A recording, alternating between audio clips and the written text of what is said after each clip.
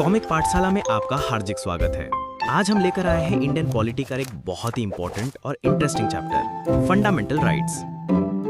Fundamental rights हमारे Indian constitution के part 3 में दिए गए हैं, जो आर्टिकल्स 12 से 35 तक कवर करते हैं। इन्हें हम बेसिक ह्यूमन राइट्स भी कह सकते हैं, जो हर सिटीजन और कुछ केसेस में नॉन सिटीजन्स को भी मिलते हैं।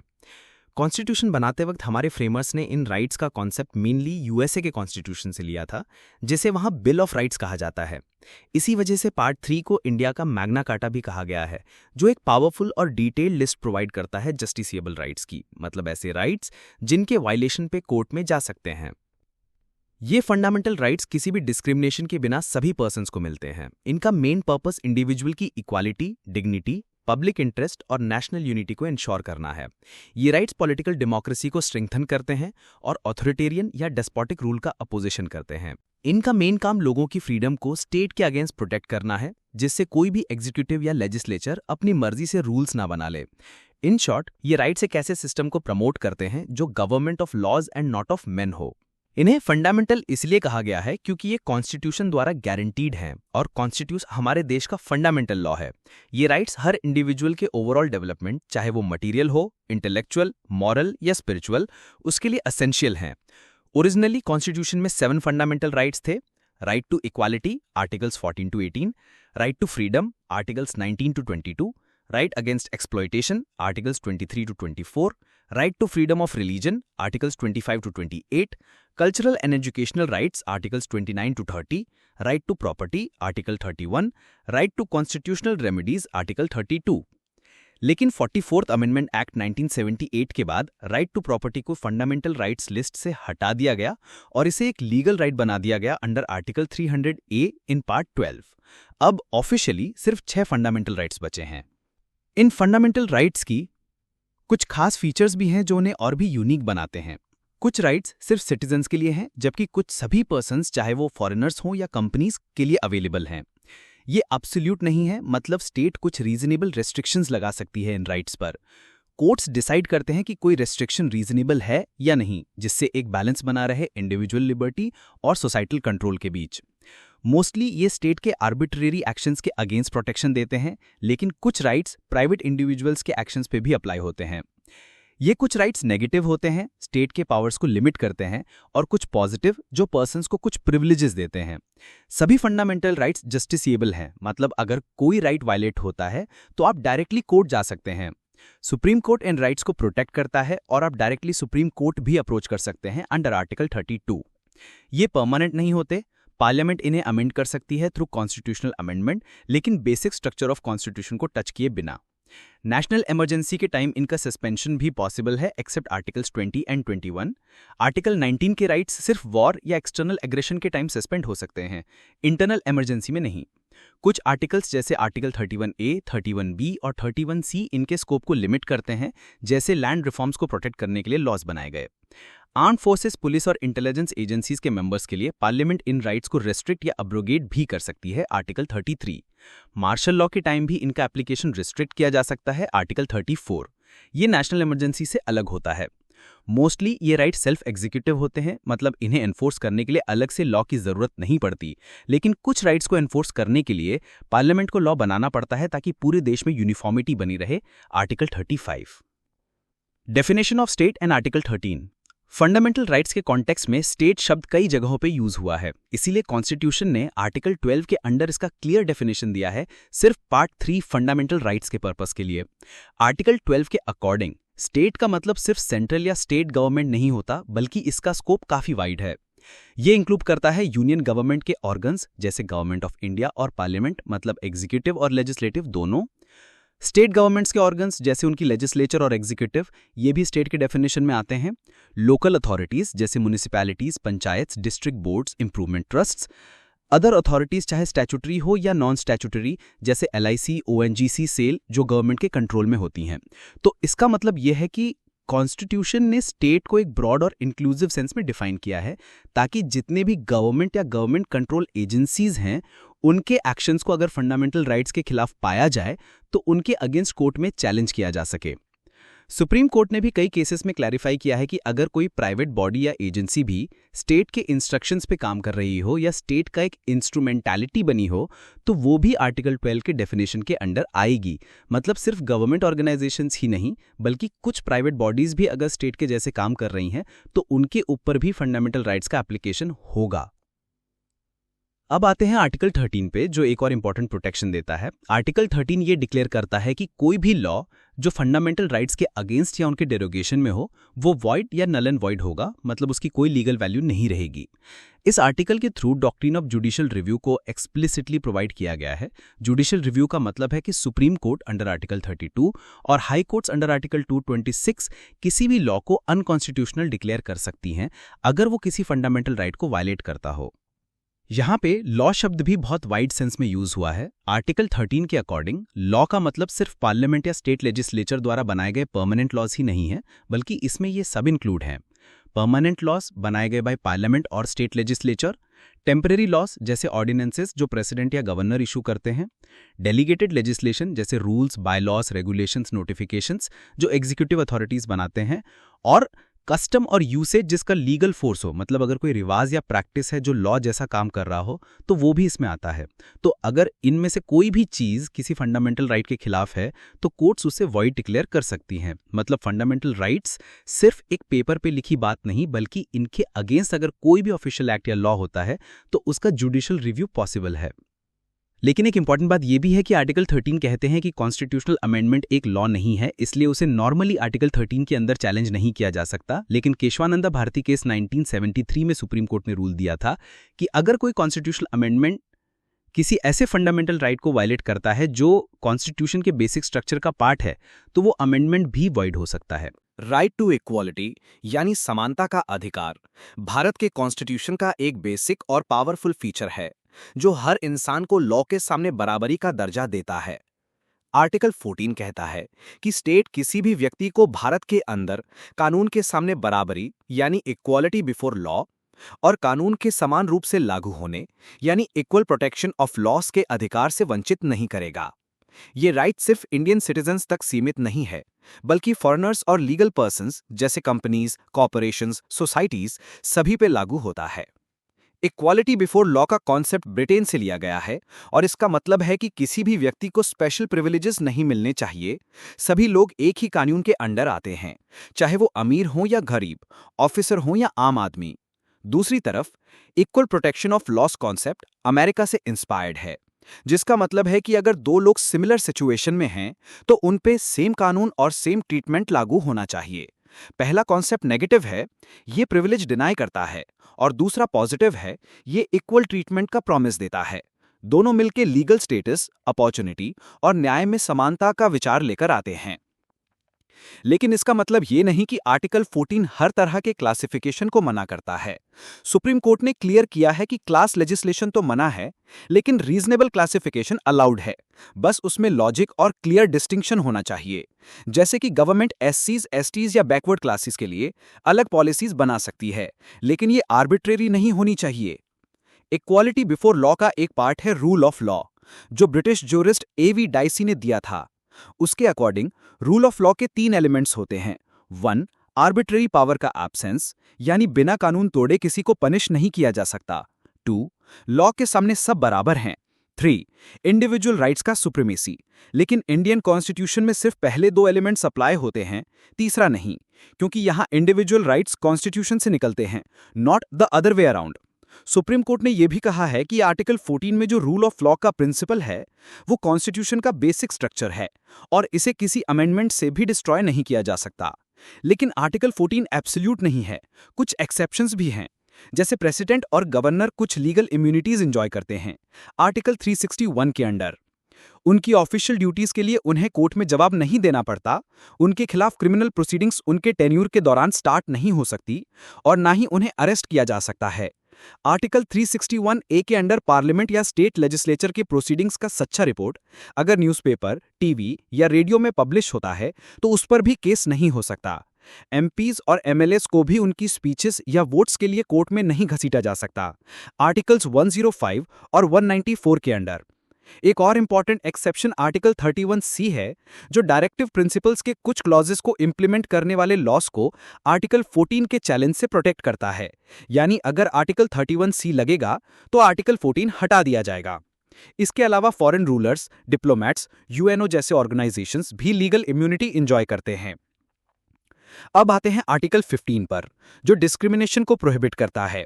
इसके तहत स्टेट किसी सिटीजन के साथ सिर्फ रिलीजन, रेस, कास्ट, सेक्स और प्लेस ऑफ बर्थ के बेसिस पर भेदभाव नहीं कर सकता।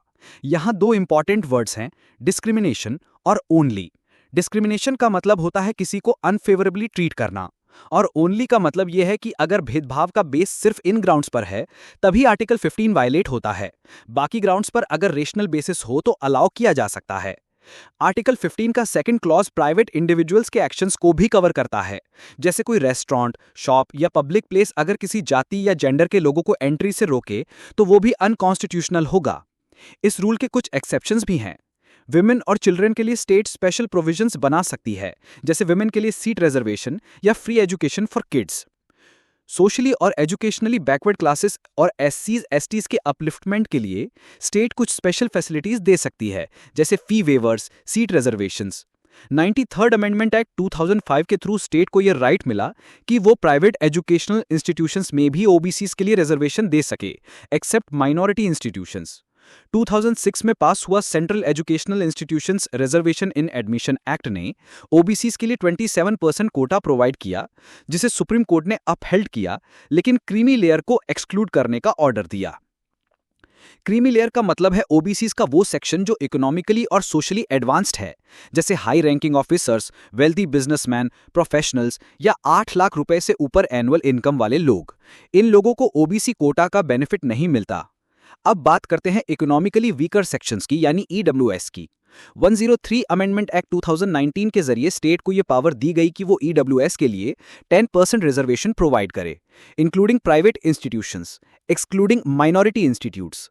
इसका बेनिफिट उन लोगों को मिलेगा जो एससी, एसटी, ओबीसी रिजर्वेशन में कवर्ड नहीं हैं। ईडब्ल्यूएस रिजर्वेशन के लिए कुछ एलिजिबिलिटी क्राइटेरिया हैं। फैमिली इनकम 8 लाख रुपए से कम होनी चाहिए। सैलरी, एग्रीकल्चर, बिजनेस सब इंक्लूडेड है। अगर फैमिली के पास 5 एकड़ से ज्यादा एग्रीकल्चरल लैंड, 1000 स्क्वायर फीट से बड़ा फ्लैट या 100-200 स्क्वायर यार्ड से बड़ा प्लॉट है तो ईडब्ल्यूएस बेनिफिट नहीं मिलेगा। प्रॉपर्टी टेस्ट में अलग अलग जगहों पर प्रॉपर्टी हो तो सब क्लब करके देखा जाएगा। Equality of opportunity in public employment को, जो आर्टिकल 16 के अंदर दिया गया है, इस आर्टिकल के अकॉर्डिंग हर सिटीजन को इक्वल अपॉर्चुनिटी मिलनी चाहिए गवर्नमेंट जॉब्स या किसी भी ऑफिस में अपॉइंटमेंट के लिए जो स्टेट के अंडर हो। कोई भी व्यक्ति सिर्फ अपने religion, race, caste, sex, descent या प्लेस ऑफ बर्थ के बेसिस पर जॉब के लिए डिस्क्वालीफाई नहीं किया जा सकता। लेकिन कुछ एक्सेप्शंस भी हैं जहां ये इक्वालिटी रूल अप्लाई नहीं होता। जैसे पार्लियामेंट कुछ जॉब्स के लिए रेजिडेंस कंडीशन स्पेसिफाई कर सकती है। फिलहाल ये रूल सिर्फ आंध्र प्रदेश और तेलंगाना के लिए लागू है। स्टेट ऐसे बैकवर्ड क्लासेस के लिए रिजर्वेशन दे सकती है जो सरकारी जॉब्स में प्रॉपरली रिप्रेजेंटेड नहीं है। अगर किसी रिलीजियस इंस्टीट्यूशन का पोस्ट है तो उसमें रिलीजन बेस्ड कंडीशन रखी जा सकती है। एक और इंपॉर्टेंट चेंज 2019 में हुआ, जहां 10% रिजर्वेशन इकोनॉमिकली वीकर सेक्शंस के लिए अलाउ किया गया, जो एससी, एसटी, ओबीसी कोटा में नहीं आते। अब बात करते हैं मंडल कमीशन की। 1979 में मोरारजी देसाई सरकार ने बीपी मंडल के अंडर एक कमीशन बनाया था जो सोशली और एजुकेशनली बैकवर्ड क्लासेस की कंडीशन जांच सके। 1980 में रिपोर्ट आई जिसमें 3743 बैकवर्ड कास्ट्स आइडेंटिफाई की गईं, जो इंडिया की 52% पॉपुलेशन के आसपास है, एससी और एसटी के अलावा। इस कमीशन ने 27% रिजर्वेशन रिकमेंड किया था ओबीसीज के लिए। 1990 में वीपी सिंह सरकार ने इस रिकमेंडेशन को लागू किया और 1991 में नरसिम्हा राव सरकार ने और 10% रिजर्वेशन प्रपोज किया इकोनॉमिकली बैकवर्ड अपर कास्ट्स के लिए, लेकिन ये सुप्रीम कोर्ट ने रिजेक्ट कर दिया। 1992 के मंडल केस में सुप्रीम कोर्ट ने कुछ इंपॉर्टेंट गाइडलाइंस दी। क्रीमी लेयर यानी इकोनॉमिकली वेल ऑफ ओबीसीज को रिजर्वेशन से एक्सक्लूड किया गया। रिजर्वेशन सिर्फ इनिशियल अपॉइंटमेंट्स तक लिमिटेड होगा, प्रमोशंस में नहीं। टोटल रिजर्वेशन 50% से ज्यादा नहीं होनी चाहिए, except in rare cases. Backlog vacancies के लिए कैरी फॉरवर्ड रूल वैलिड है, लेकिन 50% लिमिट क्रॉस नहीं होनी चाहिए। एक स्टैट्यूटरी बॉडी बनाई जाए जो ओबीसी लिस्ट की प्रॉपर मॉनिटरिंग करे। इसके बाद गवर्नमेंट ने कुछ इंपॉर्टेंट स्टेप्स लिए। रामनंदन कमेटी ने क्रीमी लेयर को आइडेंटिफाई किया। 1993 में national commission for backward classes बना। 77th अमेंडमेंट 1995 ने प्रमोशन में SC/ST रिजर्वेशन को अलाउ किया। 85th अमेंडमेंट 2001 ने प्रमोशन में रिजर्वेशन को रेट्रोस्पेक्टिव सीनियोरिटी भी दिया। 81st अमेंडमेंट 2000 ने बैकलॉग वैकेंसीज को करंट ईयर के कोटा में गिनना बंद किया। 76th अमेंडमेंट 1994 में तमिलनाडु के 69% कोटा को 9th शेड्यूल में डाल दिया, जुडिशियल रिव्यू से बचाने के लिए। EWS रिजर्वेशन का कॉन्सेप्ट 103rd अमेंडमेंट 2019 से आया, जिसमें 10% रिजर्वेशन उन लोगों के लिए है जो SC/ST OBC रिजर्वेशन में नहीं आते, लेकिन कुछ साइंटिफिक और टेक्निकल पोस्ट्स इससे एग्जेम्प्ट हैं। अगर वो पोस्ट्स ग्रुप ए से ऊपर हैं, उनमें साइंटिफिक क्वालिफिकेशन मैंडेटरी है, वो रिसर्च से डायरेक्टली रिलेटेड हैं। अब बात करते हैं आर्टिकल 17 एबॉलिशन ऑफ अनटचेबिलिटी की। ये आर्टिकल अनटचेबिलिटी को किसी भी फॉर्म में बैन करता है। इसका वायोलेशन पनिशेबल ऑफेंस है। 1955 के अनटचेबिलिटी ऑफेंसेस एक्ट को 1976 में मॉडिफाई करके protection of civil rights act बनाया गया, जिसमें अनटचेबिलिटी से रिलेटेड सिविल राइट्स को प्रोटेक्ट किया गया। सुप्रीम कोर्ट ने क्लैरिफाई किया है कि यह आर्टिकल प्राइवेट इंडिविजुअल्स पर भी लागू होता है और स्टेट की ड्यूटी है कि वो इस राइट को इन्फोर्स करे। Lastly, article 18 abolition of titles. इसके तहत 1. स्टेट किसी को भी हेरिडिटरी टाइटल नहीं दे सकता एक्सेप्ट मिलिट्री या academic. Indian citizens foreign titles except नहीं कर सकते। 3. गवर्नमेंट ऑफिशियल्स फॉरेन एमोल्यूमेंट्स या टाइटल्स एक्सेप्ट नहीं कर सकते बिना प्रेसिडेंट की परमिशन के। लेकिन 1996 में सुप्रीम कोर्ट ने डिसाइड किया कि नेशनल अवार्ड्स जैसे भारत रत्न, पद्म भूषण एटसेट्रा टाइटल्स नहीं हैं, क्योंकि ये हेरिडिटरी नोबिलिटी रिप्रेजेंट नहीं करते। लेकिन ये अवार्ड्स नाम के प्रीफिक्स या सफिक्स के रूप में यूज नहीं होने चाहिए। आइए अब बात करते हैं एक बहुत ही इंपॉर्टेंट कॉन्स्टिट्यूशनल राइट की, राइट टू फ्रीडम, जो हमारे कॉन्स्टिट्यूशन के आर्टिकल 19 के अंडर दिया गया है। आर्टिकल 19 हर सिटीजन को 6 महत्वपूर्ण आज़ादियां यानी फ्रीडम्स देता है, जो हमारे डेमोक्रेटिक लाइफ के लिए एसेंशियल हैं। ये 6 राइट्स हैं।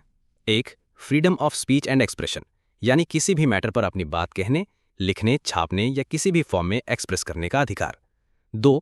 Freedom to assemble peacefully and without arms, यानी शांति से और बिना हथियार के इकट्ठा होने का अधिकार। 3. Freedom to form associations, unions और कोऑपरेटिव सोसाइटीज, यानी किसी भी ग्रुप, संगठन या कोऑपरेटिव सोसाइटी बनाने का अधिकार। 4. Freedom to move freely throughout India, यानी पूरे भारत में कहीं भी आने जाने का अधिकार। 5.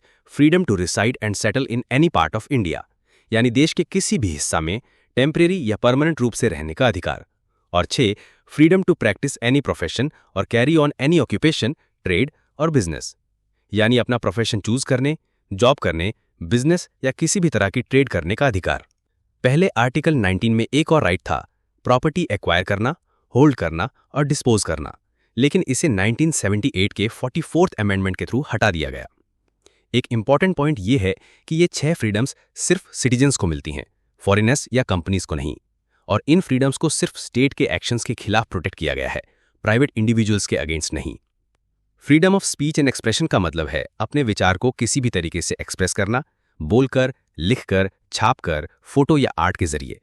सुप्रीम कोर्ट ने क्लैरिफाई किया है कि इस फ्रीडम में काफी कुछ शामिल है, जैसे अपने और दूसरों के व्यूज को प्रोपोगेट करने का अधिकार, फ्रीडम ऑफ प्रेस यानी मीडिया की आज़ादी, कमर्शियल एडवर्टीजमेंट्स भी प्रोटेक्टेड हैं, फोन टैपिंग के खिलाफ राइट यानी बिना वजह सर्विलांस नहीं हो सकता, गवर्नमेंट की एक्टिविटीज को जानने का अधिकार, प्री सेंसरशिप नहीं हो सकता किसी न्यूज़पेपर या पब्लिकेशन पर, पीसफुल पिकेटिंग और डेमोन्स्ट्रेशन का राइट है, लेकिन स्ट्राइक का राइट नहीं दिया गया है। लेकिन ये फ्रीडम एब्सोल्यूट नहीं है। स्टेट कुछ रीजनेबल रिस्ट्रिक्शंस लगा सकती है अगर इंडिया की सोवरेनिटी या इंटीग्रिटी को खतरा हो, सिक्योरिटी ऑफ स्टेट या पब्लिक ऑर्डर डिस्टर्ब हो, कोई बात डिफेमेटरी, इमोरल या कंटेम्प्ट ऑफ कोर्ट हो, या फॉरेन रिलेशंस पे बुरा असर पड़ रहा हो। ऐसे ही फ्रीडम ऑफ असेंबली में भी हर सिटीजन को शांति से और बिना आर्म्स के पब्लिक मीटिंग्स, प्रोटेस्ट्स या प्रोसेशंस करने का अधिकार है। लेकिन अगर असेंबली वायलेंट, राइटस या इलीगल हो जाए तो ये प्रोटेक्शन अप्लाई नहीं होती। स्टेट इस राइट पर रिस्ट्रिक्शन लगा सकता है पब्लिक ऑर्डर और सोवरेनिटी ऑफ इंडिया के नाम पर। सीआरपीसी सेक्शन 144 के तहत मजिस्ट्रेट किसी भी मीटिंग या असेंबली को रोक सकता है अगर पब्लिक सेफ्टी को थ्रेट हो। Freedom to form associations and unions के अंडर हर सिटीजन को unions, political parties, societies, trade unions, clubs etcetera बनाने का राइट है। नेगेटिव राइट भी प्रोटेक्टेड है, यानी किसी यूनियन को ज्वाइन ना करने का भी राइट है। लेकिन रिकॉग्निशन ऑफ एसोसिएशन एक फंडामेंटल राइट नहीं है। ट्रेड यूनियंस को स्ट्राइक या इफेक्टिव बार्गेनिंग का गारंटेड राइट नहीं है। ये इंडस्ट्रियल लॉज के थ्रू रेगुलेट होते हैं। अब बात करते हैं फ्रीडम ऑफ मूवमेंट की। इसके जरिए सिटीजन्स भारत के किसी भी हिस्सा में फ्रीली ट्रैवल कर सकते हैं। ये राइट प्रमोट करता है नेशनल यूनिटी को और रीजनलिज्म को तोड़ता है। लेकिन कुछ रीजनेबल रिस्ट्रिक्शंस अलाउड हैं, जैसे जनरल पब्लिक के इंटरेस्ट में या फिर शेड्यूल्ड ट्राइब के कल्चरल और इकोनॉमिक इंटरेस्ट को प्रोटेक्ट करने के लिए। इसीलिए ट्राइबल एरियाज में आउटसाइडर्स का एंट्री रेगुलेट किया जा सकता है। सुप्रीम कोर्ट ने प्रोस्टिट्यूट्स या एड्स पेशेंट्स के मूवमेंट पर रिस्ट्रिक्शंस को वैलिड माना है, पब्लिक हेल्थ और मोरल्स के नाम पर। आर्टिकल 19 सिर्फ इंटरनल मूवमेंट को प्रोटेक्ट करता है। एक्सटर्नल मूवमेंट यानी बाहर जाने या वापस आने का राइट आर्टिकल 21 के अंडर आता है। फ्रीडम ऑफ रेजिडेंस भी इसी स्पिरिट को प्रमोट करता है। हर सिटीजन किसी भी पार्ट में टेम्परेरी या परमानेंट रूप से रह सकता है। ये भी ट्राइबल इंटरेस्ट या जनरल पब्लिक इंटरेस्ट के नाम पर रिस्ट्रिक्ट हो सकता है।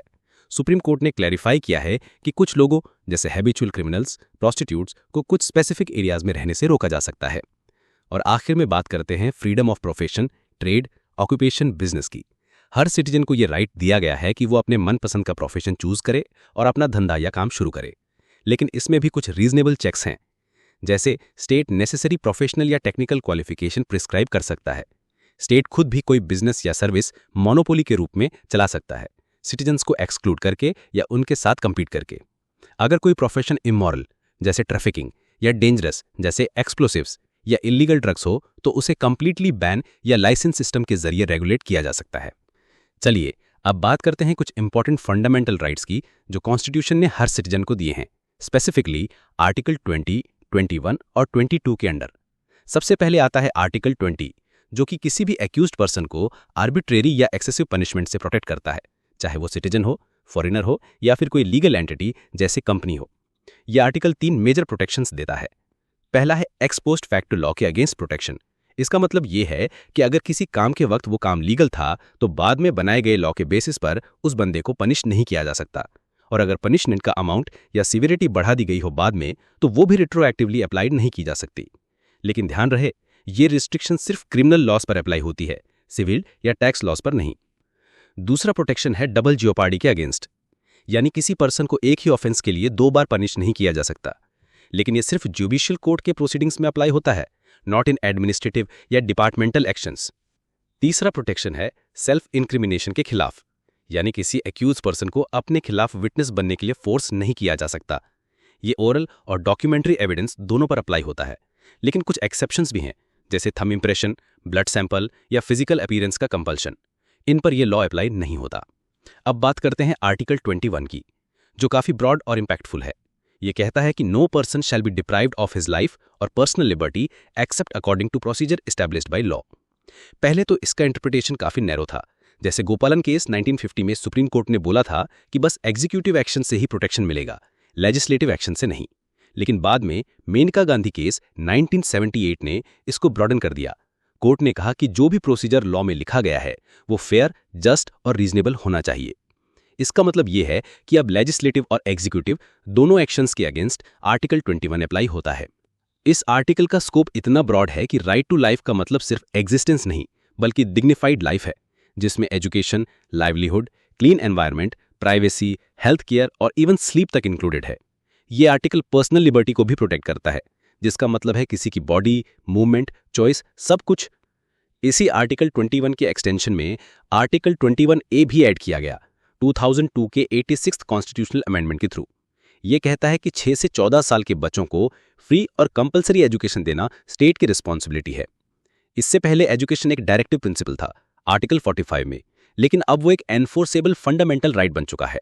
पार्लियामेंट ने इसके लिए राइट टू एजुकेशन एक्ट 2009 भी पास किया, जिसमें क्लियरली लिखा गया है कि हर बच्चे को क्वालिटी एलिमेंट्री एजुकेशन मिलेगी एक फॉर्मल स्कूल एनवायरनमेंट में। और फाइनली आता है आर्टिकल 22, जो अरेस्टेड और डिटेन्ड पर्सन्स को प्रोटेक्ट करता है। इसमें 2 कैटेगरीज हैं, प्यूनिटिव डिटेंशन और प्रिवेंटिव डिटेंशन। प्यूनिटिव का मतलब है किसी ऑफेंस के लिए ट्रायल के बाद पनिशमेंट, लेकिन प्रिवेंटिव डिटेंशन का मतलब है किसी को बिना ट्रायल के रोक लेना अगर ये डाउट हो कि वो फ्यूचर में कुछ गलत कर सकता है। ऑर्डिनरी अरेस्ट के केस में कुछ बेसिक राइट्स दिए गए हैं। बंदे को अरेस्ट की वजह बतानी होगी, उसको अपने लीगल एडवोकेट से कंसल्ट करने का राइट मिलेगा, उसको 24 घंटे के अंदर मजिस्ट्रेट के सामने पेश करना होगा और बिना मजिस्ट्रेट की परमिशन के 24 घंटे से ज्यादा डिटेन नहीं किया जा सकता। लेकिन अगर किसी को प्रिवेंटिव डिटेंशन में रखा गया है तो कुछ अलग रूल्स अप्लाई होते हैं। मैक्सिमम 3 महीने तक डिटेंशन हो सकता है बिना एडवाइजरी बोर्ड के ओपिनियन के, जो हाई कोर्ट के जजेस का पैनल होता है। डिटेनी को डिटेंशन के ग्राउंड्स बताए जाने चाहिए, लेकिन पब्लिक इंटरेस्ट के नाम पर कुछ इन्फो रोक ली जा सकती है और उसे रिप्रेजेंटेशन का चांस दिया जाना चाहिए। पार्लियामेंट को ये पावर भी है कि वो कुछ स्पेसिफिक केसेस में 3 महीने से ज़्यादा डिटेंशन अलाउ कर सके बिना एडवाइजरी बोर्ड के ओपिनियन के। वैसे ये 44वें अमेंडमेंट के थ्रू 3 महीने का ये पीरियड 2 महीने कर दिया गया था, लेकिन वो अमेंडमेंट अब तक इम्प्लीमेंट नहीं हुआ है। इंडिया में प्रिवेंटिव डिटेंशन काफ़ी पहले से चला आ रहा है, ब्रिटिश इरा से ही, जैसे बंगाल रेगुलेशन ऑफ 1818 और डिफेंस ऑफ इंडिया एक्ट 1939। और पोस्ट इंडिपेंडेंस भी कई प्रिवेंटिव डिटेंशन लॉज बनाए गए, जैसे कोफीपोसा 1974, नेशनल सिक्योरिटी एक्ट 1980, पोटा 2002 जो बाद में रिपील हो गया, और आज भी यूएपीए 1967 काफ़ी एक्टिव है और यूज़ किया जा रहा है। लेकिन यह फैक्ट थोड़ा डिस्टर्बिंग है कि किसी भी डेमोक्रेटिक कंट्री में प्रिवेंटिव डिटेंशन कॉन्स्टिट्यूशन का हिस्सा नहीं है, सिर्फ इंडिया में ये एक कॉन्स्टिट्यूशनल प्रोविजन बना दिया गया। आर्टिकल 23 क्लियरली प्रोहिबिट करता है ह्यूमन ट्रैफिकिंग, बेगार यानी जबरदस्ती कराया गया फ्री लेबर और दूसरे similar forms of forced labour को। इसका मतलब यह है कि किसी भी इंसान को, चाहे वो सिटीजन हो या नॉन सिटीजन, उससे फोर्सफुली काम करवाना बिना उसकी मर्जी के वो अनकॉन्स्टिट्यूशनल है। ये प्रोटेक्शन सिर्फ स्टेट के अगेंस्ट नहीं बल्कि प्राइवेट इंडिविजुअल्स के अगेंस्ट भी अप्लाई होती है। यहां ह्यूमन ट्रैफिकिंग का मतलब सिर्फ फिजिकल बाइंग या सेलिंग नहीं, बल्कि इमॉरल एक्ट्स जैसे प्रोस्टिट्यूशन, देवादासी सिस्टम और स्लेवरी भी इंक्लूड होते हैं। इन एक्टिविटीज को रोकने के लिए इमॉरल ट्रैफिक प्रिवेंशन एक्ट 1956 बनाया गया था। बेगार का मतलब होता है किसी से फ्री में काम करवाना बिना उसकी इच्छा के। पुराने जमाने में जमींदार अपने टेनेंट्स से ऐसे ही जबरदस्ती काम करवाते थे। आज के कॉन्टेक्स्ट में इसमें बॉन्डेड लेबर भी आता है, जहां कोई इंसान इकोनॉमिक मजबूरी या फिजिकल या मेंटल प्रेशर में काम करता है, स्पेशली मिनिमम वेज से कम में। इस एक्सप्लॉयटेशन के अगेंस्ट कुछ इंपॉर्टेंट लॉज बनाए गए हैं, जैसे bonded labour system abolition act 1976, minimum wages act 1948, contract labour act 1970, equal remuneration act 1976, etcetera. Article 23 एक एक्सेप्शन भी अलाउ करता है। स्टेट अगर चाहे तो कंपलसरी सर्विस इंपोज कर सकती है पब्लिक पर्पस के लिए, जैसे मिलिट्री सर्विस या सोशल सर्विस, और इसके लिए पेमेंट जरूरी नहीं है। लेकिन ऐसी सर्विस इंपोज करते वक्त स्टेट किसी भी सिटीजन के साथ रिलीजन, कास्ट, रेस या क्लास के बेसिस पर डिस्क्रिमिनेशन नहीं कर सकती। अब आते हैं आर्टिकल 24 पर, जो डायरेक्टली चाइल्ड लेबर के अगेंस्ट है। ये आर्टिकल प्रोहिबिट करता है कि 14 साल से छोटे बच्चों को किसी फैक्ट्री, माइन या हैजार्डस वर्क जैसे कंस्ट्रक्शन या रेलवे में काम पे नहीं लगाया जा सकता। लेकिन ये इनोसेंट या हार्मलेस वर्क पे रोक नहीं लगाता। इस डायरेक्शन में कई इंपॉर्टेंट लॉज बनाए गए, जैसे child labour prohibition and regulation act 1986, factories act 1948, mines act 1952, motor transport workers act 1961, etcetera. 1996 में सुप्रीम कोर्ट ने ऑर्डर दिया था कि एक child labour rehabilitation welfare fund बनाया जाए, जिसमें हर इल्लीगल चाइल्ड वर्कर के केस में एम्प्लॉयर को 20,000 रुपये फाइन देना होगा। साथ ही कोर्ट ने चाइल्ड वेलफेयर, हेल्थ और एजुकेशन के इंप्रूवमेंट के भी डायरेक्शंस दिए थे। 2005 में commissions for protection of child rights act pass हुआ, जिसके अंडर नेशनल और स्टेट लेवल कमीशंस बनाए गए for quick action against offences related to children. फिर 2006 में एक मेजर स्टेप लिया गया, जिसमें 14 साल से छोटे बच्चों को डोमेस्टिक हेल्प, होटल, ढाबा या शॉप्स में एम्प्लॉय करना कंप्लीटली बैन कर दिया गया। इस वायलेशन पर डायरेक्ट लीगल एक्शन हो सकता है। 2016 में एक अमेंडमेंट के थ्रू पुराने एक्ट का नाम बदल के child and adolescent labour prohibition and regulation act रखा गया, जिसमें 14 to 18 ईयर्स के एडोलसेंट्स के प्रोटेक्शन के प्रोविजंस भी इंक्लूड किए गए। अब हम बात करते हैं right to freedom of religion की, जो आर्टिकल 25 से 28 के अंडर कवर्ड है। ये राइट गारंटी करता है कि इंडिया में हर पर्सन को अपने रिलीजियस बिलीफ्स फॉलो करने की आज़ादी है। आर्टिकल 25 कहता है कि हर पर्सन को ये राइट है कि वो अपने कॉन्शियंस के अकॉर्डिंग रिलीजन प्रोफेस, प्रैक्टिस और प्रोपोगेट कर सकता है। इसका मतलब है फ्रीडम ऑफ कॉन्शियंस, यानी आप अपने मन की शांति और स्पिरिचुअल जर्नी के अकॉर्डिंग किसी भी फॉर्म में अपने बिलीफ सिस्टम को फॉलो कर सकते हो। राइट टू प्रोफेस, यानी आप ओपनली अपने धर्म को एक्सेप्ट कर सकते हो। राइट टू प्रैक्टिस, यानी आप रिलीजियस एक्टिविटीज, रिचुअल्स या सेरेमनीज परफॉर्म कर सकते हो। राइट टू प्रोपोगेट, यानी आप अपने रिलीजियस व्यूज और टीचिंग्स दूसरों तक पहुंचा सकते हो। लेकिन ध्यान रहे, forcible conversion is not allowed, क्योंकि ये दूसरे पर्सन के फ्रीडम ऑफ कॉन्शियंस को वायोलेट करता है।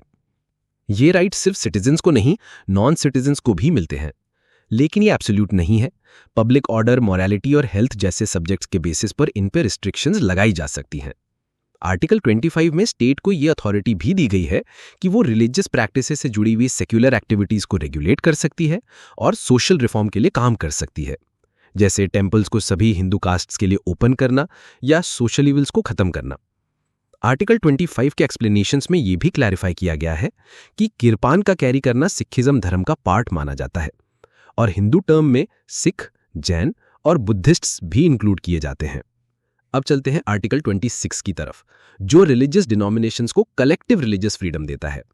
इस आर्टिकल के अंडर हर रिलीजियस ग्रुप को ये राइट्स मिलते हैं: रिलीजियस और चैरिटेबल इंस्टीट्यूशंस बनाना और मेंटेन करना, अपने धर्म से जुड़ी हुई इंटरनल मैटर्स को मैनेज करना, प्रॉपर्टी रखना और उसका एडमिनिस्ट्रेशन करना।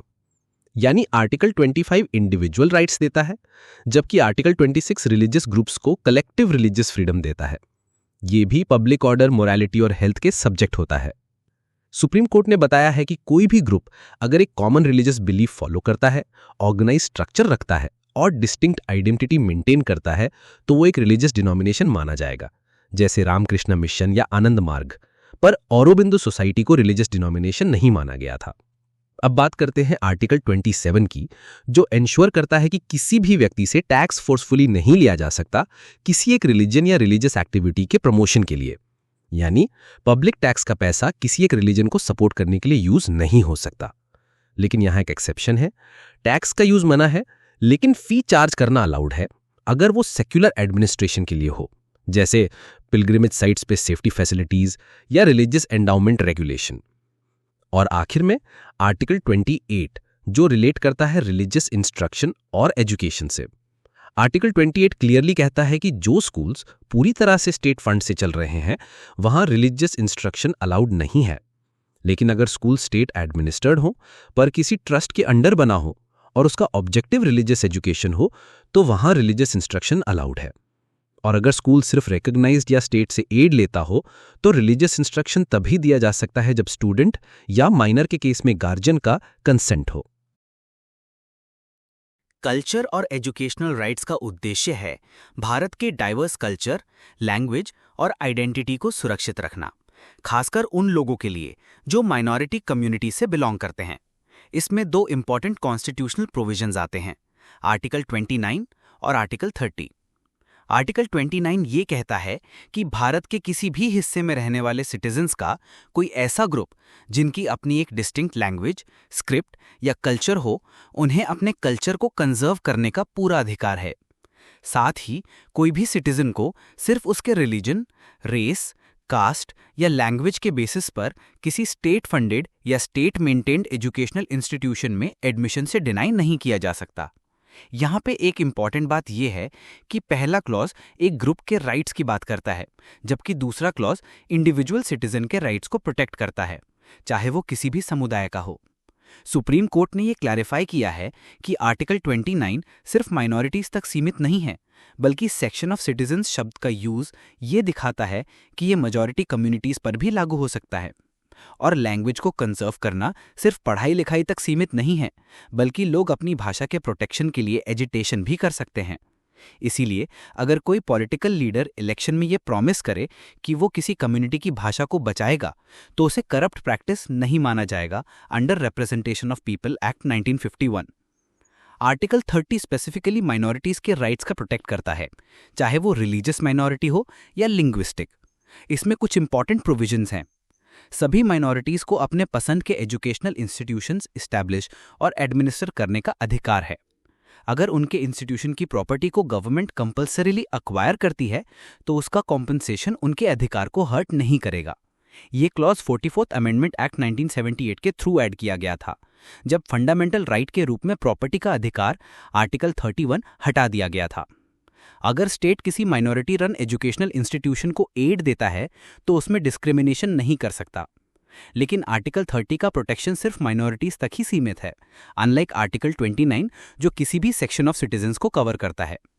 कॉन्स्टिट्यूशन में माइनॉरिटी का एग्जैक्ट डेफिनेशन नहीं दिया गया है, लेकिन जनरल अंडरस्टैंडिंग के हिसाब से माइनॉरिटीज वो कम्युनिटीज हैं जो पॉपुलेशन में न्यूमेरिकली कम हैं। इस आर्टिकल के अंडर माइनॉरिटीज अपने बच्चों को अपनी भाषा में शिक्षा देने का अधिकार भी रखते हैं। माइनॉरिटी एजुकेशनल इंस्टीट्यूशंस 3 टाइप्स के होते हैं, जो रिकॉग्निशन और स्टेट से एड दोनों लेते हैं, जो सिर्फ रिकॉग्निशन लेते हैं पर एड नहीं लेते, जो ना रिकॉग्निशन चाहते हैं और ना ही एड। पहले 2 टाइप्स के इंस्टीट्यूशंस को सिलेबस, एकेडमिक स्टैंडर्ड्स, टीचर्स की अपॉइंटमेंट, डिसिप्लिन, सैनिटेशन वगैरह जैसे मामलों में स्टेट रेगुलेशंस फॉलो करनी पड़ती हैं। तीसरे टाइप के इंस्टीट्यूशंस अपने इंटरनल अफेयर्स में फ्री होते हैं, लेकिन जनरल लॉज जैसे contract law, labour law, tax law उन पे भी लागू होते हैं। 2007 के secretary of Malankara Syrian Catholic college case में सुप्रीम कोर्ट ने कुछ इंपॉर्टेंट प्रिंसिपल्स डिफाइन किए। माइनॉरिटीज को अपना गवर्निंग बॉडी चुनने का अधिकार है जिनके ऊपर उन्हें विश्वास हो।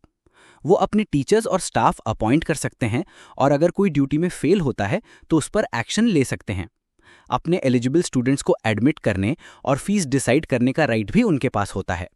इंस्टीट्यूशन के एसेट्स को अपने बेनिफिट के लिए यूज कर सकते हैं। लेकिन आर्टिकल 30 का ये मतलब नहीं है कि माइनॉरिटीज को कोई एक्स्ट्रा एडवांटेज दिया गया हो। ये प्रोविजन सिर्फ उन्हें मेजॉरिटी के बराबर का स्टेटस देने के लिए है, न ज्यादा न कम। जनरल लॉज जैसे national security, health, sanitation, tax वगैरह सब पर इक्वली लागू होते हैं, चाहे इंस्टीट्यूशन माइनॉरिटी का हो या मेजॉरिटी का। ये राइट एब्सोल्यूट नहीं है। अगर कोई इंस्टीट्यूशन अपने एडमिनिस्ट्रेशन में मैल प्रैक्टिस करे तो गवर्नमेंट उस पर रेगुलेटरी एक्शन ले सकती है, जैसे सिलेबस प्रेस्क्राइब करना, एलिजिबिलिटी रूल्स बनाना, स्टूडेंट्स और टीचर्स के वेलफेयर के रूल्स लगाना वगैरह।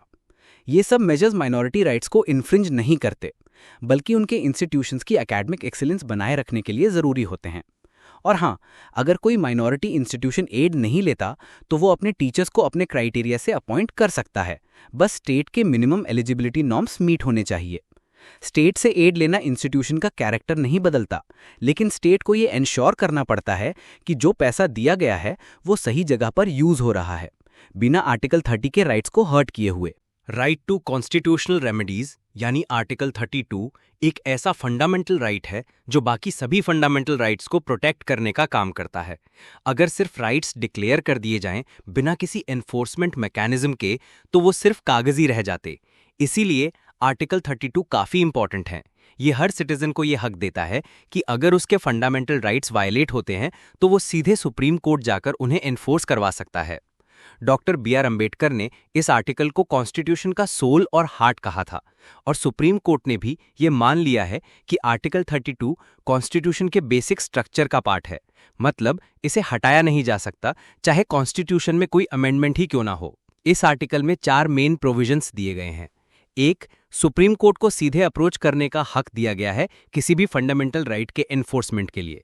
2. सुप्रीम कोर्ट डायरेक्शंस, ऑर्डर्स या रिट्स इशू कर सकता है, जैसे habeas corpus, mandamus, prohibition, certiorari, को वारंटो। 3. पार्लियामेंट किसी और कोर्ट को भी ये पावर दे सकता है, लेकिन इससे सुप्रीम कोर्ट के पावर्स अफेक्ट नहीं होते। हाई कोर्ट्स ऑलरेडी आर्टिकल 226 के तहत ये पावर रखते हैं। 4. नेशनल इमरजेंसी के दौरान प्रेसिडेंट इस राइट को सस्पेंड कर सकता है अंडर आर्टिकल 359।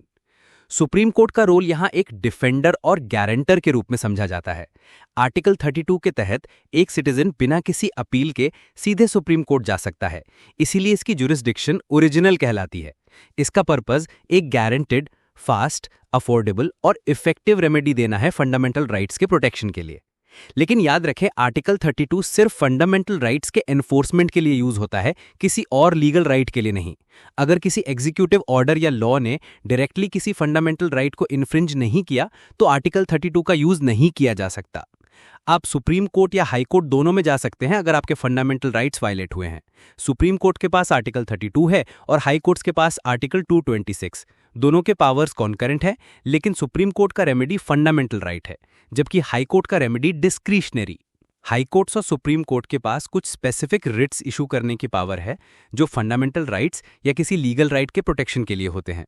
ये रिट्स ओरिजिनली ब्रिटिश लॉ से इंस्पायर्ड हैं और अब हमारे कॉन्स्टिट्यूशन में इंक्लूड किए गए हैं। आइए इनके टाइप समझते हैं। पहला, habeas corpus, meaning to have the body of. अगर कोई पर्सन इलीगली डिटेन्ड है तो कोर्ट इस रिट से ऑर्डर देता है कि उस पर्सन को कोर्ट के सामने पेश किया जाए। अगर डिटेंशन इलीगल पाया गया तो उस पर्सन को तुरंत रिलीज कर दिया जाता है। ये रिट पब्लिक अथॉरिटीज या प्राइवेट पर्सन्स दोनों के अगेंस्ट इशू हो सकता है। नहीं दिया जाता अगर डिटेंशन लीगल हो, कोर्ट ऑर्डर से हुआ हो या आउटसाइड जुरिस्डिक्शन हो। दूसरा है मैंडमस, मीनिंग वी कमांड। ये रिट पब्लिक ऑफिशियल को उनका ड्यूटी परफॉर्म करने के लिए ऑर्डर करता है जब वो अपनी ड्यूटी से कतराते हैं। इस रिट का use public authorities, tribunals, corporations के अगेंस्ट होता है। नहीं होता अगर प्राइवेट इंडिविजुअल के अगेंस्ट हो, ड्यूटी डिस्क्रिशनरी हो, कॉन्ट्रैक्चुअल मैटर हो या प्रेसिडेंट या गवर्नर के अगेंस्ट हो। तीसरा है प्रोहिबिशन। इसका मीनिंग है टू फोरबिड। ये रिट हायर कोर्ट से लोअर कोर्ट या ट्राइब्यूनल को इशू किया जाता है जब वो अपने जुरिस्डिक्शन से ज्यादा जा रहे हो। ये एक प्रिवेंटिव रिट है। सिर्फ जुडिशियल या क्वासी जुडिशियल अथॉरिटीज के लिए होता है, एडमिनिस्ट्रेटिव या लेजिस्लेटिव अथॉरिटीज के लिए नहीं। चौथा है सर्टियोरैली। इसका मीनिंग है टू बी सर्टिफाइड। इस रिट से हायर कोर्ट किसी लोअर कोर्ट या ट्राइब्यूनल से केस मंगवा सकता है या उसका ऑर्डर क्वॉश कर सकता है अगर जुरिस्डिक्शन का वायलेशन हुआ हो या कोई लीगल एरर हो। ये प्रिवेंटिव और क्यूरेटिव दोनों होता है। पहले ये सिर्फ जुडिशियल अथॉरिटीज के लिए होता था, लेकिन 1991 के बाद सुप्रीम कोर्ट ने डिसाइड किया कि एडमिनिस्ट्रेटिव अथॉरिटीज के अगेंस्ट भी इशू हो सकता है। पांचवा है quo warranto, meaning by what authority. ये रिट किसी भी पर्सन से ये पूछने के लिए इशू किया जाता है कि वो किस अथॉरिटी से एक पब्लिक ऑफिस में बैठा है। अगर उसका क्लेम इल्लीगल होता है तो उसे हटा दिया जाता है। ये रिट कोई भी इंटरेस्टेड पर्सन फाइल कर सकता है, सिर्फ अग्रीव्ड पार्टी ही नहीं। फंडामेंटल राइट्स और आर्म्ड फोर्सेस का संबंध समझना काफी जरूरी है। आर्टिकल 33 कहते हैं कि पार्लियामेंट को ये पावर दी गई है कि वो armed forces, paramilitary forces, police, intelligence agencies जैसे फोर्सेस के मेंबर्स के फंडामेंटल राइट्स को रेस्ट्रिक्ट या हटा सकती है। इसका पर्पस ये है कि इन फोर्सेस में डिसिप्लिन बना रहे और ये अपने ड्यूटीज इफेक्टिवली परफॉर्म कर सकें। ये पावर सिर्फ पार्लियामेंट के पास है, स्टेट्स के पास नहीं। और अगर पार्लियामेंट ने ऐसे कोई लॉज बनाए हैं तो उनको किसी भी कोर्ट में इस बेस पे चैलेंज नहीं किया जा सकता कि वो फंडामेंटल राइट्स को वायलेट करते हैं। इसी आर्टिकल के अंडर पार्लियामेंट ने कुछ इंपॉर्टेंट एक्ट्स पास किए हैं, जैसे army act 1950, navy act 1950, air force act 1950, police forces restriction of rights act 1966 और बॉर्डर सिक्योरिटी फोर्स एक्ट 1966। इन लॉज के थ्रू कुछ राइट्स पर रेस्ट्रिक्शंस लगाई गई हैं, जैसे freedom of speech, right to form associations, trade unions या पॉलिटिकल ग्रुप्स का हिस्सा बनना, प्रेस से कॉन्टैक्ट करना या पब्लिक मीटिंग्स में पार्टिसिपेट करना। और यहाँ तक कि जो नॉन कॉम्बैटेंट एम्प्लॉयज हैं, जैसे बार्बर्स, टेलर्स, कुक्स, मैकेनिक्स वगैरह, अगर वो आर्म्ड फोर्सेस के अंडर काम करते हैं तो उन पर भी ये रेस्ट्रिक्शंस अप्लाई हो सकती हैं। एक और इंपॉर्टेंट पॉइंट है कि आर्टिकल 33 के अंडर पार्लियामेंट ऐसे लॉज भी बना सकता है जिससे कोर्ट मार्शल ट्राइब्यूनल्स को सुप्रीम कोर्ट और हाई कोर्ट्स के वृट ज्यूरिसडिक्शन से बाहर रखा जा सके, एटलीस्ट जब बात फंडामेंटल राइट्स के एनफोर्समेंट की हो। अब बात करते हैं मार्शल लॉ की, जिसका जिक्र आर्टिकल 34 में है। अगर किसी एरिया में मार्शल लॉ लगता है तो उस वक्त फंडामेंटल राइट्स पर रेस्ट्रिक्शंस लग सकती हैं। पार्लियामेंट को यह पावर दी गई है कि वो किसी भी गवर्नमेंट सर्वेंट या किसी भी पर्सन को इंडेमनिफाई कर सके, यानी प्रोटेक्शन दे सके for any action done during martial law to maintain और रिस्टोर ऑर्डर। मार्शल लॉ के अंडर दिया गया पनिशमेंट, कन्विक्शन या एक्शन भी पार्लियामेंट वैलिड डिक्लेयर कर सकता है और इस लॉ को भी किसी कोर्ट में चैलेंज नहीं किया जा सकता on the ground of violating fundamental rights. वैसे मार्शल लॉ टर्म कॉन्स्टिट्यूशन में डिफाइन नहीं है, लेकिन इसका कॉन्सेप्ट इंग्लिश कॉमन लॉ से लिया गया है। सिंपल वर्ड्स में मार्शल लॉ का मतलब होता है मिलिट्री रूल, जहां मिलिट्री अपने रूल्स के थ्रू सिविल एडमिनिस्ट्रेशन को चलाती है, ऑर्डिनरी लॉ को सस्पेंड करके। इसका मिलिट्री लॉ से फर्क है क्योंकि मिलिट्री लॉ सिर्फ आर्म्ड फोर्सेस पे लागू होता है, लेकिन मार्शल लॉ सिविलियंस पे भी अप्लाई हो सकता है। कॉन्स्टिट्यूशन में कहीं भी एक्सप्लिसिटली ये नहीं लिखा कि मार्शल लॉ कब और कैसे डिक्लेयर होगा, लेकिन आर्टिकल 34 ये मान के चलता है कि ऐसे एक्सट्रीम सर्कमस्टांसेस जैसे वॉर, रिबेलियन, रायट या इंसरेक्शन में मार्शल लॉ लगाया जा सकता है। इस दौरान मिलिट्री अथॉरिटीज को एक्स्ट्रा ऑर्डिनरी पावर्स मिल जाती हैं, जैसे सिविलियंस के राइट्स रेस्ट्रिक्ट करना, पनिश करना, हत्ता की डेथ सेंटेंस तक देना। सुप्रीम कोर्ट ने कहा है कि सिर्फ मार्शल लॉ डिक्लेयर कर देने से writ of habeas corpus automatically suspend नहीं होता। और हाँ, मार्शल लॉ आर्टिकल 34 के अंडर होता है, जबकि नेशनल इमरजेंसी आर्टिकल 352 के अंडर। दोनों अलग अलग चीजें हैं। अब आते हैं आर्टिकल 35 पे, जो फंडामेंटल राइट्स को इफेक्ट देने के लिए पार्लियामेंट को स्पेशल पावर देता है। इसके अंडर कुछ स्पेसिफिक मैटर्स पर सिर्फ पार्लियामेंट ही लॉज बना सकता है, स्टेट्स नहीं। यह इंश्योर करता है कि पूरे भारत में फंडामेंटल राइट्स का यूनिफॉर्म एप्लीकेशन हो। ये मैटर्स कुछ इस प्रकार हैं। ए, किसी जॉब के लिए रेसिडेंस कंडीशन प्रिस्क्राइब करना, आर्टिकल 16। बी, सुप्रीम कोर्ट और हाई कोर्ट्स के अलावा किसी और कोर्ट को वृट पावर्स देना, आर्टिकल 32। सी आर्म्ड फोर्सेस के राइट्स को रेस्ट्रिक्ट करना, आर्टिकल 33। डी मार्शल लॉ के दौरान किए गए एक्ट्स के लिए प्रोटेक्शन देना, आर्टिकल 34। इसके अलावा पार्लियामेंट को यह भी पावर दी गई है कि वो उन एक्ट्स के लिए पनिशमेंट प्रिस्क्राइब करे जो फंडामेंटल राइट्स के अंडर ऑफेंसेस डिक्लेयर किए गए हैं, जैसे अनटचेबिलिटी, आर्टिकल 17, और ह्यूमन ट्रैफिकिंग और फोर्स्ड लेबर, आर्टिकल 23। कॉन्स्टिट्यूशन के शुरू होने के बाद पार्लियामेंट के लिए यह मैंडेटरी बन गया था कि वो इन मैटर्स पर लॉज बनाए, जैसे protection of civil rights act और इमोरल ट्रैफिक प्रिवेंशन एक्ट। और अगर कोई ऐसा लॉ कॉन्स्टिट्यूशन के शुरू होने के समय से एग्जिस्ट करता हो तो वो तब तक वैलिड रहेगा जब तक पार्लियामेंट उसे अमेंड, रिपील या रिप्लेस नहीं करती। आर्टिकल 35 पार्लियामेंट को उन सब्जेक्ट्स पर भी लॉ बनाने का पावर देता है जो स्टेट लिस्ट में आते हैं, सिर्फ इसलिए क्योंकि वो फंडामेंटल राइट्स के एनफोर्समेंट से जुड़े हुए हैं।